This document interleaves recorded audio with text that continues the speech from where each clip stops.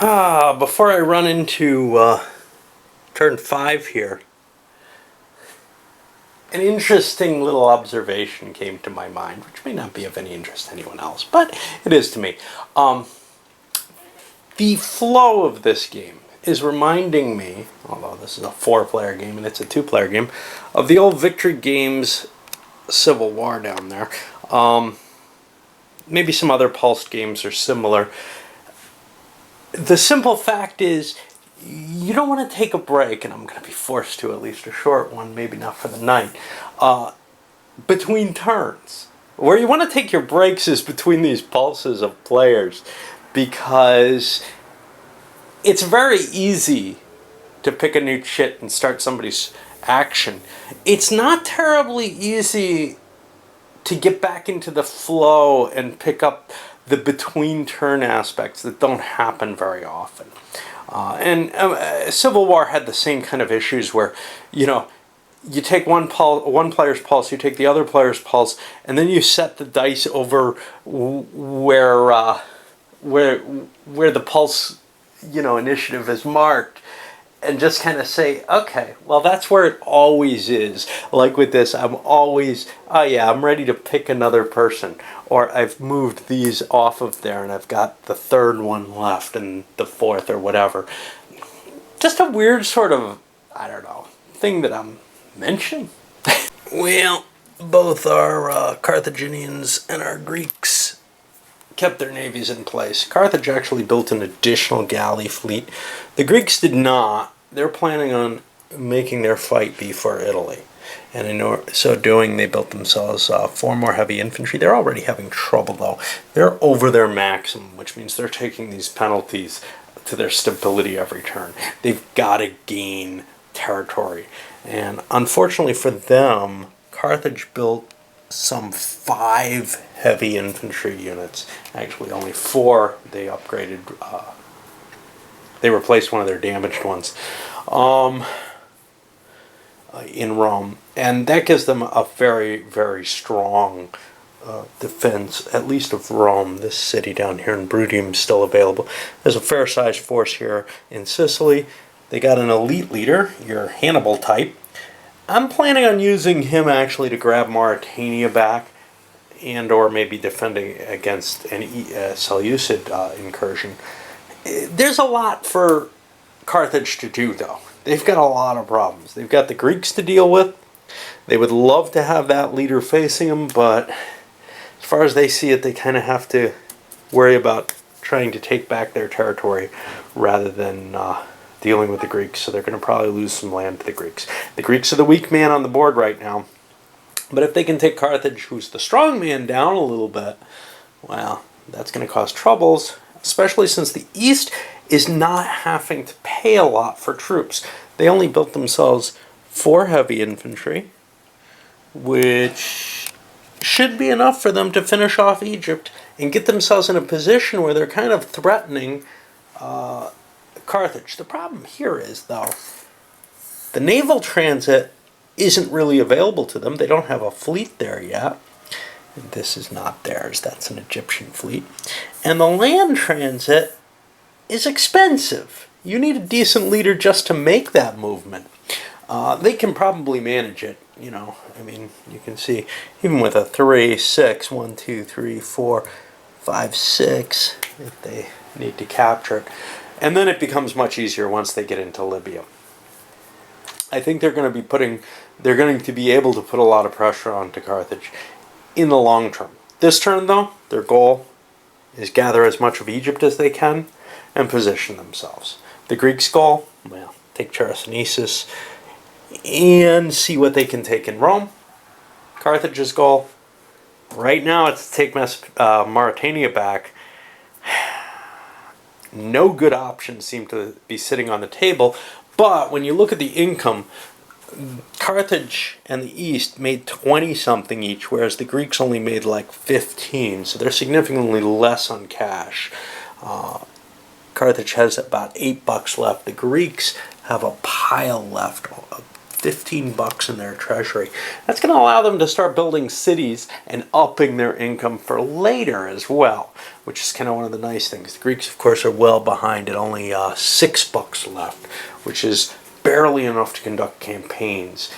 Unless they start capturing towns, they're not going to get their civ up, and they're going to keep having these declines happening to them. They're in a really bad downward spiral. Carthage can't risk letting the Greeks ravage northern Italy, central Italy, whatever.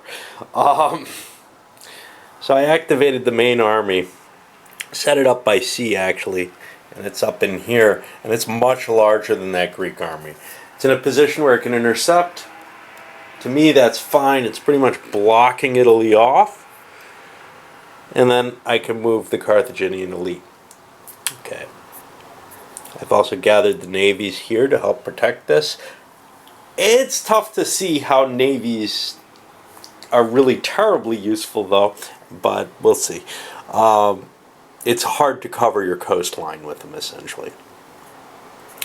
Over here, though, we see what the Greeks did. They ended up drawing a Soldier of Fortune card, and now they're heading into southern Italy and putting an additional risk on. And that kind of is going to force the war into the hands of the Carthaginian general here. And unfortunately, I have my Hannibal or whatever sitting here, and I'm really not able to use him because he's in the wrong place.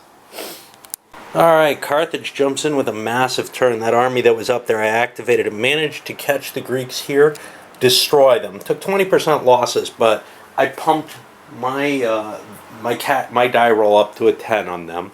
Then moved into here, destroyed them again, pumping my die roll up to a 10. Real mistake for the Greeks not to gather those forces. Between them they had numerical parity, but here's the biggest problem. I had absolute cav superiority. This gives me the, classic Carthaginian army, the mixture of the lights, the heavies, the cav, the elephants, everything you expect. Well, no elephants in this one. Facing what are essentially Greek hoplites. Now, if you've played SPQR, yeah, that is a big difference. Parity wouldn't help. The one thing that did help for the Greeks was they had a point for their elite leader, but now he's out for a couple turns. And Greece has really nothing it can do. It has lost. I mean, the Carthaginian army could have marched down and taken Greece out, more or less. Except, in doing so, they would allow this Soldier of Fortune to pretty much have free reign. So they have to defeat him, but I think they're going to go and try to wipe Greece out as much as possible. Knock them out of the game at this point, rather than worry about Mauritania there. The Seleucids are completing whatever. They still have an army out here. Their conquest of Egypt, but they've taken the city of Alexandria, which will help tremendously. One thing that happened, though, they drew this stability check card. Because Rome's still in the game, it affects them, and it actually drove their unrest way up. So they're going to be in the game for a long time, it looks like, by the way I play things. I was kind of hoping they would drop off soon, but it doesn't look like it's going to happen. Well, the Greeks are in a little bit of trouble because Carthage managed to position a fleet here. They got the jump on them in terms of yet another activation. That fleet there is going to block the Soldier of Fortune from doing much. And now the question becomes, okay, do I sweep down? I can still slip through here behind him and start ravaging Greece, which is what I think I want to do. Or I could go deal with Mauritania. Could go either way, but clearly the Navy seems the better move. That may force the Greeks to actually try to get their Navy together to deal with that, to save their Soldier of Fortune. Now, of course, he doesn't matter too much, but the damage he can do is what's important, what he could do to Carthage this turn. Well, the Soldier of Fortune pulled back into Macedonia. We saw a little bit of maneuvering and playing around there, but they managed to take out the garrisons that the Carthaginians had left behind and actually that gives this back to the Greeks as well. I took it away from the Carthaginians, but that actually gives the Greeks this whole territory back, which is pretty impressive. Carthage has no more forces, no more values. That's going to disappear, though, when this guy goes away. So I got to be careful about the timing of these things. Normally I just remove the Soldier of Fortune, but in this case, he is what is holding that location. Now, this cav could conceivably run up and make sure. That way I could, way I can be certain. Let me move him. The cav moved there. And the leader, for whatever that matters. The reason that's important is I want to maintain that territory through the economic phases. And I don't have that option otherwise. Alrighty. Noticed a couple of errors I've made, basically looking at the rules for this advanced scenario. Egypt fell a little too easily. They should have gotten reinforcements and some activation chits thrown into the cup when they just got invaded. I forgot to do that. Forgot to look up to see what happened there. And Greece, throughout the game, should have been rolling a die and losing that many talents every turn to indicate the fragmentation in Greece, which really wouldn't be helping them about now. Oh, try and remember. But, you know, at least you're getting to see kind of the basic feel of the game in a lot of ways, I think. Alright, onward. Well, the Greeks ended up getting a series of effectively 3 turns in a row. There were some Romans in there, but that doesn't really make a difference. No, being without turns is what hurt them so much, but their Soldier of Fortune managed to run through the Danube, up takes Cisalpina. He's got nothing left. He's got a cav left, which is enough to take the city after they damaged it, and then to take one city in Italy. They've cost Carthage some significant points over on stability, whereas they've also gained some on their own. I neglected to grab this. I didn't do any naval actions or anything like that. But I was able to do some damage to the Carthaginians here. Now we come to the end of turn kind of bookkeeping phase when I can put these guys back in the thing because they're going to be available for next turn. When we get to see who owns what and who gets what victory points. Right now it looks like, from the way the points are set up, but I could be wrong, of course, it looks like Carthage is still in the lead on everything. Unfortunately for them, I think their army's isolated here because they don't own this region anymore. They can't trace through it. That's all, I think, Greek controlled. Well, I'll look to see if it's occupied or that's the requirement, or if it's simply control, which hands it off. But that could be a bit of a problem if that's the case. Yeah, you're only restricted by occupied territory. I was afraid that was the case. So they can just shift right down here through Attica, which they have absolutely no control over, and then sail their way through, and then they're in fine shape. And likewise, of course, the Greeks are perfectly fine tracing through this area. Alright, well, let's do the bookkeeping. And as we push into turn 6, what we see is the point structuring here. Now, this is flipped over to indicate the 11 side. I got 11 victory points with the Easterners being on top with both GOP and Civ points. Carthage only picked up 7. Now they're up to 40 total, which puts them well ahead. The East is only at 29 right now. I don't know whether or not this is going to matter. I don't know whether the game's going to come down to victory points or eliminations. Well, victory points it's going to come down to no matter what. Even if you knock someone out, essentially.